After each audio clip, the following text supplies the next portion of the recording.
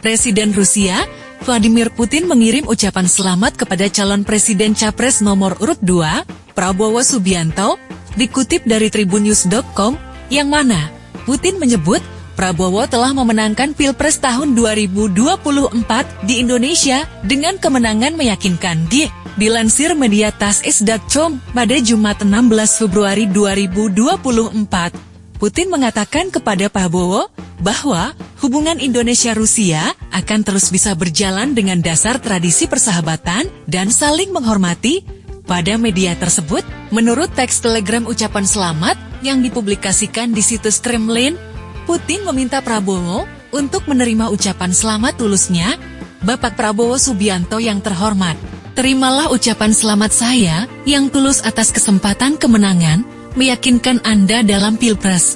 Hubungan Indonesia-Rusia didasarkan pada tradisi persahabatan dan saling menghormati yang baik dan berhasil berkembang di berbagai bidang, kata Putin dikutip dari kantor berita Rusia, TASS, Jumat 16 Februari 2024. Dalam kesempatan itu, Putin juga menyampaikan ke Prabowo bahwa dirinya yakin aktivitas Prabowo sebagai kepala negara Indonesia yang baru akan berkontribusi pada pengembangan lebih lanjut dari segenap jajaran kerjasama Rusia-Indonesia.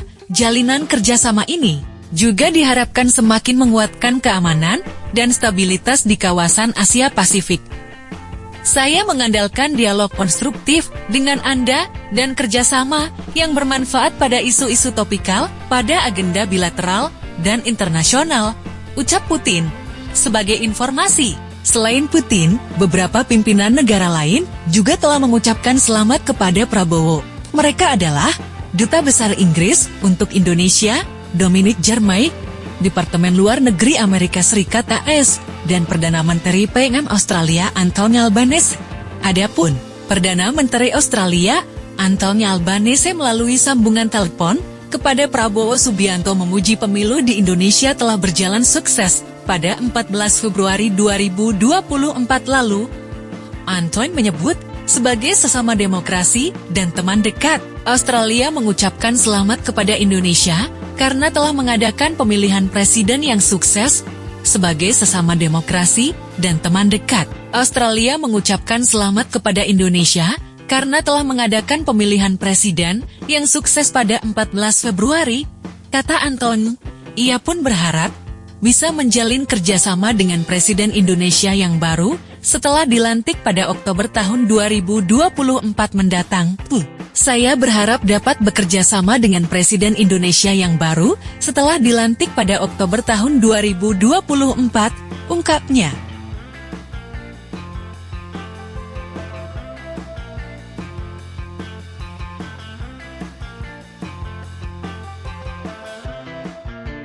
Calon Wakil Presiden Cawapres nomor urut 3, Mahfud MD muncul di publik untuk pertama kali selesai 4 hari, dikabarkan menghilang.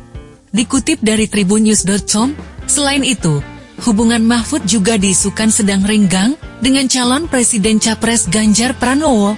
Setelah sejumlah isu kurang menyenangkan tersebut, Mahfud kembali tampil di publik pada Sabtu 17 Februari 2024. Tampak, Mahfud mengenakan setelah jas warna hitam menemui sejumlah awak media yang sudah menunggu. Melalui kesempatan tersebut, Mahfud membantah terkait hubungannya dengan Ganjar yang disebut tidak kompak atau renggang.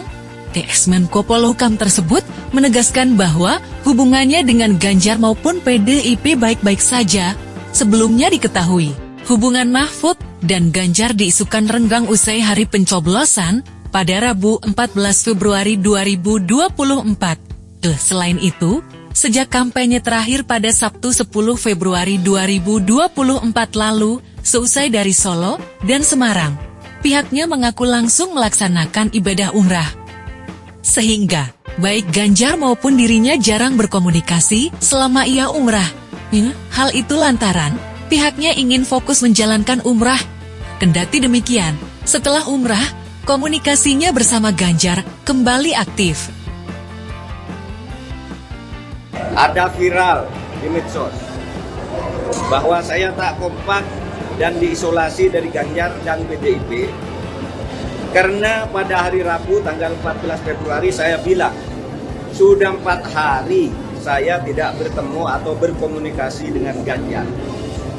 Padahal waktu itu ketika ditanya oleh wartawan Rabu pagi itu, kapan Pak terakhir ketemu Pak Ganjar? Saya bilang sudah 4 hari saya tidak berkomunikasi, tidak kontak. Kenapa? Karena sejak kampanye terakhir tanggal 10 Februari di Solo dan di Semarang, saya langsung umroh. Jadi ya tidak berkomunikasi dong, bukan karena berpisah, karena tidak kompak dan sebagainya. Dan tanggal 13 baru pulang dan langsung ke Jogja. Kapan ketemunya? Untuk mencoblos.